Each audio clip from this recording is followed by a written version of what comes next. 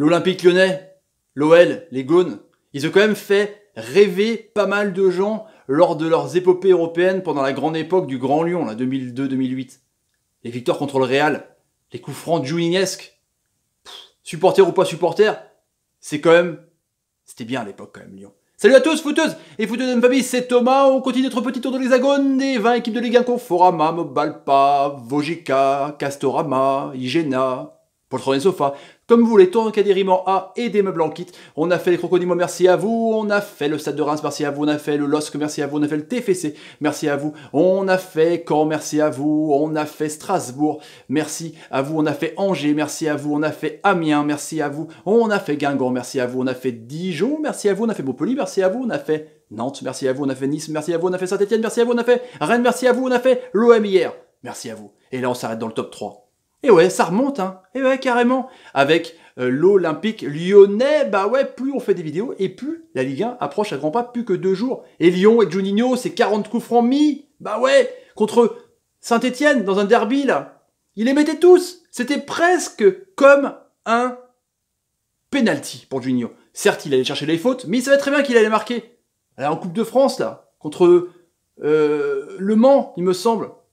Et puis au LAS, on parlait de clivance, avec Claude Bèze pour Bordeaux, avec Tapi pour Marseille. C'est peut-être moins sulfureux, mais c'est clair qu'il énerve beaucoup de gens avec ses tweets et tout ça. Mais il a repris le club en 87, alors que c'était vraiment la panique totale, hein, financière pour Lyon. Et il l'a emmené au plus haut niveau. Et c'est 7 titres, justement, on va voir ça en chiffres.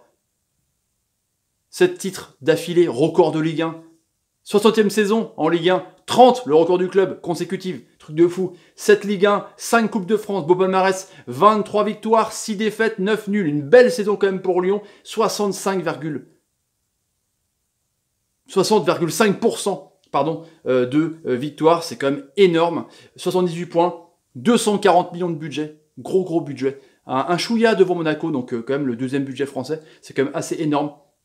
Le Groupama Stadium, anciennement, donc c'était Gerland, ça a migré vers ce gros stade avec cette grosse capacité de 59 186 places. 46 000 de ratio, c'est quand même assez énorme, les supporters sont fidèles. Genesio, qui était au club, l'homme du cru, avec la réserve, les jeunes depuis 2009, qui a été donc pris les possessions de pouvoir de l'équipe 1 en décembre 2015, 51 balais.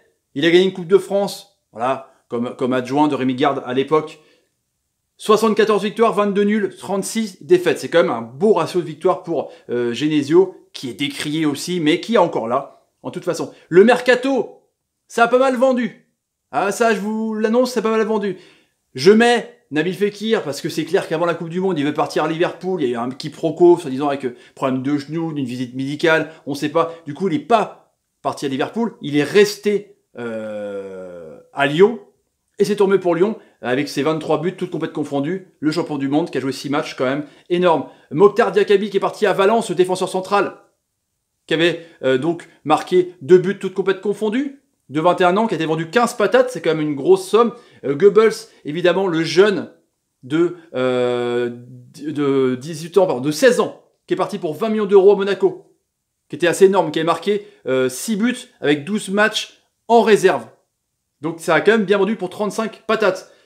Nicolas Nkoulou, l'ancien de l'OM, qui jouait pas du tout, qui a été vendu, qui était prêté, définitivement au Torino, en Italie, le club de Mbaye Niang, 3,5 millions d'euros. Vous voyez, ça vend quand même, 28 balais, défenseur central aussi.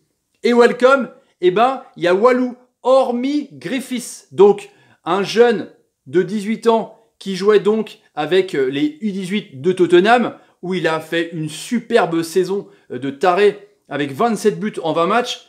Il arrive donc pour un contrat pro, on va dire, ce que il n'a pas voulu signer pour son contrat pro là-bas à Tottenham, donc il arrive libre, salaire, on n'en sait rien, mais il jouera pas tout de suite avec l'équipe 1, il jouera donc en équipe jeune, réserve, pour jouer la Youth League 2019, à laquelle il a déjà participé notamment avec Tottenham. Donc on verra pour l'avenir, quoi. Ils perdent Goebbels, ils prennent Griffiths, bon, on verra bien.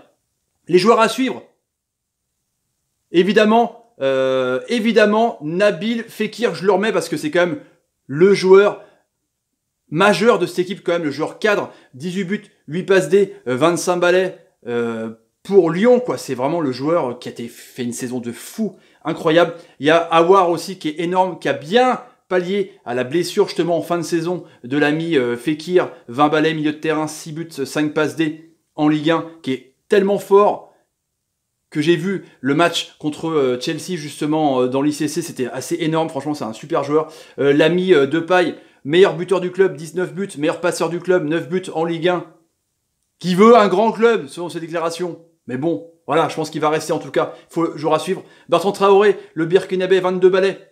Il a déjà marqué en ICC, en International Champions Cup, 18 buts, 4 pas décisifs, toutes complètes confondues. Je pense que lui, ça va être le joueur à suivre, c'est évident. Les matchs amicaux, donc là il y a beaucoup d'ICC. Le 13 juillet contre Sion, but de Terrier. Oui, l'ancien Strasbourgeois. Et Mendy, le latéral, 2 buts partout. Contre Fulham, victoire 4-0, doublé de Terrier. Eh ouais, Mariano Cornet. Le 25 juillet contre Huddersfield Town, défaite 3-1 avec un but de Cornet qui marque beaucoup, Max Cornet. Le 28 juillet contre Wolfsburg, victoire 2-1. Traoré, Terrier. Terrier. Le 1er août, Benfica, victoire 3-2. Marcelo, Traoré, Terrier. On aurait pu le mettre en étoile du club aussi, Terrier. Et enfin, l'Inter de Milan, donc défaite 1-0. Et là, le 7 août, donc évidemment, hier, Chelsea, ils ont perdu au penalty. Donc c'est quand même, mine de rien, pas mal, avec les attaquants qui marquent. On voit que ça va être offensif encore, les amis lyonnais. Le calendrier de Lyon, on va voir ça justement, avec une réception d'Amiens dimanche à 17h. Reims, Strasbourg, Nice, Caen, Marseille, Dijon et Nantes. C'est quand même relativement abordable avec beaucoup d'équipes de bas de tableau, avec donc Marseille en équipe européenne. On va dire un gros choc en J6 le 22 septembre. Mais c'est quand même abordable pour les Lyonnais, mine de rien. Donc quelle place pour l'OL, les amis? Dans les commentaires, quelle place pour l'Olympique Lyonnais? Premier, 5, 8, comme vous voulez, et on verra le bilan avec toutes les vidéos, le nombre de vues, vos impressions. C'est intéressant de voir un petit classement comme ça, fictif. Donc les amis, si vous avez envie de vous abonner à la chaîne, n'hésitez pas, tapez sur ma ganache, partagez la vidéo pour me soutenir. C'est l'heure de la guerre sur Snapchat, Facebook, tout ce que vous voulez, Instagram, y a pas de problème. Mettez des pouces quand l'ami Fekir. Nabil, vous faites une bonne passe. Merci Nabil, t'es un génie. Et mettez des commentaires si vous pensez un peu de ce club. Voilà. Et n'oubliez pas d'activer la petite cloche de notification pour être au courant de toutes les vidéos sur la chaîne. Voilà les amis, je vous laisse. Salut. À tout de suite pour une info mercato. Eh ouais, une info officielle. Salut et salut. Ah, l'Olympique Lyonnais. Juninho. C'était chirurgical, c'est fou. Tout passait.